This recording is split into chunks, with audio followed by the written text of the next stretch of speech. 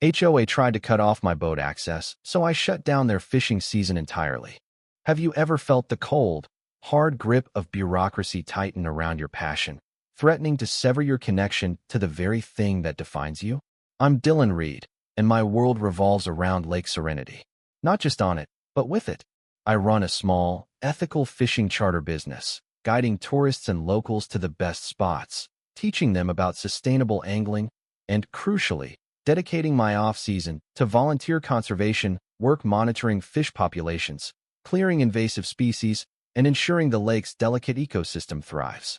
My access point, a weathered but sturdy public boat ramp, has been the gateway to my livelihood and my life's purpose for 2 decades. Then, Ms. Genevieve Thorne arrived. Genevieve, the newly appointed, self-proclaimed guardian of Grandview Shores, the exclusive, sprawling community that bordered a significant portion of Lake Serenity, saw my public boat ramp not as a shared resource, but as a vulgar intrusion.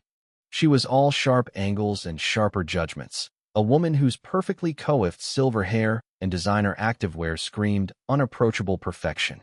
Her first official act, it seemed, was to send me a curt, imperious letter demanding the immediate relocation of the public boat ramp, claiming it was disrupting the serene ambience of Grandview Shores and attracting undesirable elements. Her ultimate, thinly veiled demand was for me to find an alternative access point, effectively forcing me to abandon the only viable public ramp on that side of the lake. Her tone was dripping with condescension, her words a thinly veiled threat against everything I held dear. She looked at my boat, my livelihood, and the very concept of public access, as if it were a festering wound on the pristine landscape she envisioned.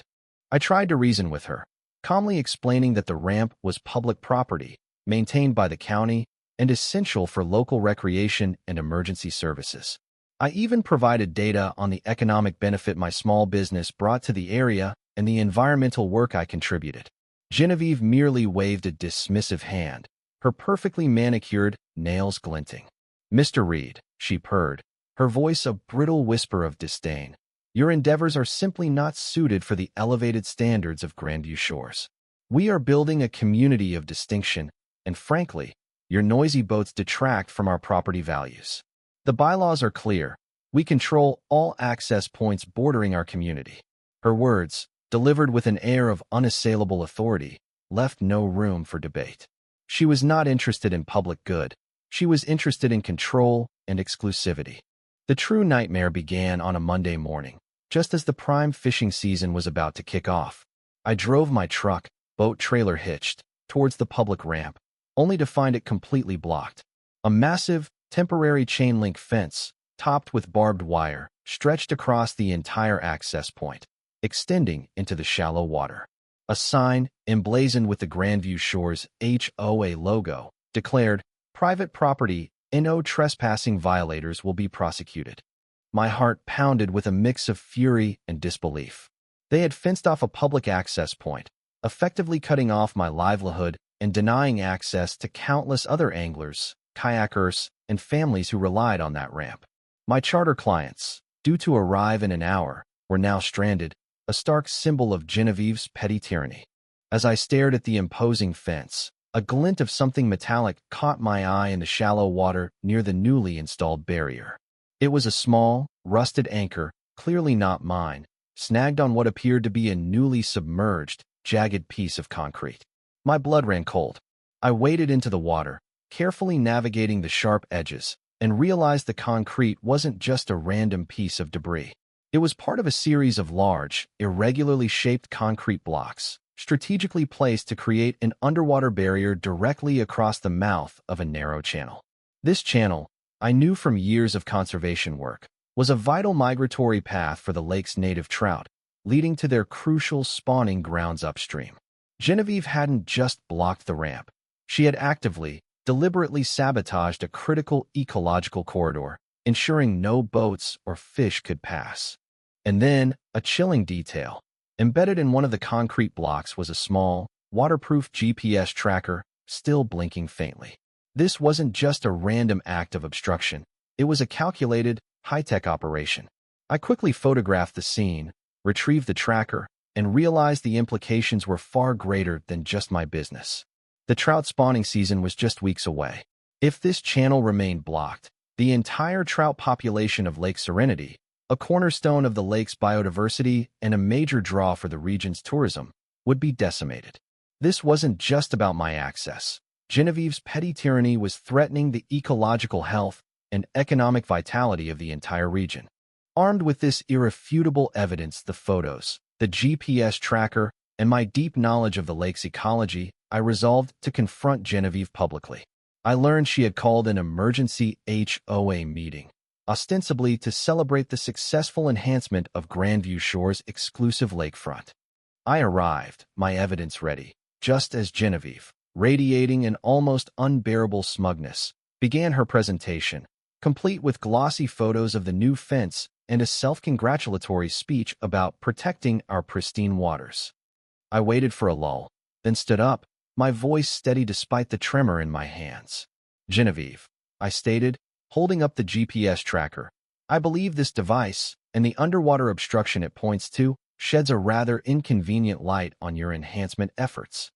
Her eyes, which had been sparkling with self-satisfaction, immediately narrowed. She quickly recovered, her voice sharp. Mr. Reed, I have no idea what you're talking about. This is a private HOA matter. You are disrupting our proceedings. She attempted to rally the other HOA members, painting me as a disgruntled, sensationalist angler, a nuisance to their refined community. As you can see, ladies and gentlemen, this is precisely the kind of element we are trying to remove from our beautiful Grandview. But just as she was about to call for me to be removed, a quiet, unassuming woman named Dr. Anya Sharma, a renowned aquatic biologist from the State Department of Fish and Wildlife, rose from her seat. She had been attending the meeting incognito, alerted by a tip from one of my fellow conservationists who had noticed suspicious activity near the channel. Actually, Ms. Thorne, Dr. Sharma interjected, her voice calm but authoritative. Mr. Reed raises a very serious point. And I also have something to add. She then projected a sonar image onto the screen, a clear, undeniable picture of the concrete barrier, completely blocking the trout spawning channel. This obstruction, Dr. Sharma continued, her voice gaining strength, is a direct violation of state and federal environmental protection laws. It threatens the entire trout population of Lake Serenity, a critically important species for this ecosystem and the regional economy. A collective gasp rippled through the room. Before Genevieve could even stammer a denial, the doors to the community hall swung open. Two stern-faced individuals from the State Environmental Protection Agency, accompanied by a county sheriff's deputy, walked in. They had been tipped off by Dr. Sharma, who had confirmed my initial suspicions. Genevieve Thorne, one of the EPA agents, announced, his voice devoid of emotion. You are in violation of multiple state and federal environmental protection acts, including the Clean Water Act and the Endangered Species Act. The deliberate obstruction of a vital fish migratory path constitutes a felony. We also have reports of forged permits submitted to the county for this enhancement project. Genevieve's face, which had been a mask of carefully constructed composure, crumbled into a terrified, pale mess. Her jaw went slack, her eyes darting wildly around the room, searching for an escape that wasn't there. She stammered, then erupted into a desperate, high-pitched shriek, blaming misunderstandings, overzealous contractors, and a misunderstanding of the paperwork. It was the pathetic wail of a tyrant whose kingdom had suddenly collapsed. Then, a surprising voice emerged from the crowd. Mr. Peterson, a long-standing, quiet member of the HOA board and a keen angler himself, stood up, his face etched with regret. And Ms. Thorne, he said, his voice trembling slightly, perhaps you'd also like to explain why you pushed so hard for this enhancement project, not for the community's benefit, but because your investment firm had secretly bought up significant shares in the local fish processing plant, and you intended to corner the market by controlling the lake's fish supply, all under the guise of exclusive lakefront living. The revelation hung in the air, a final, poisoned arrow. Genevieve had been exploiting the HOA not for the community's benefit, but for her own illicit financial gain. The fallout was swift and brutal. Genevieve was immediately stripped of her HOA presidency, her reign ending in public humiliation and a perp walk captured by local news. The EPA launched a full-scale investigation, leading to severe fines and criminal charges for environmental destruction and fraud. The State Department of Fish and Wildlife, in an unprecedented move, declared Lake Serenity's trout population at critical risk due to the obstruction. As a direct consequence of Genevieve's actions, and to allow the fish population to recover and migrate, they announced a complete and immediate closure of the entire Lake Serenity fishing season for the foreseeable future. The very thing Genevieve had tried to control and exploit was now off-limits to everyone, including the Grandview Shores residents who had so eagerly supported her exclusive vision. Her carefully cultivated social circle, once so eager to bask in her reflected glory, publicly disavowed her, fearing association with a pariah. Her investment firm, facing legal repercussions and public outrage, saw its shares plummet, leaving Genevieve utterly isolated and financially ruined. She lost her position, her reputation, her social standing, and faced a future of crushing debt and legal battles.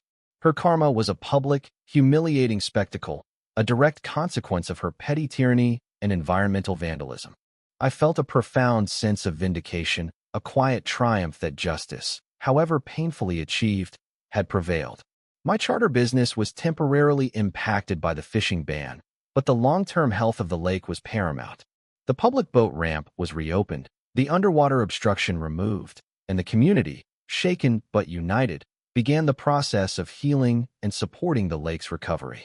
In a world where bureaucratic power can become a weapon, and individual ego can endanger an entire ecosystem and the livelihoods of many, where do we draw the line between upholding rules and protecting nature and public access? When faced with such blatant disregard for the environment and shared resources, what would you have done?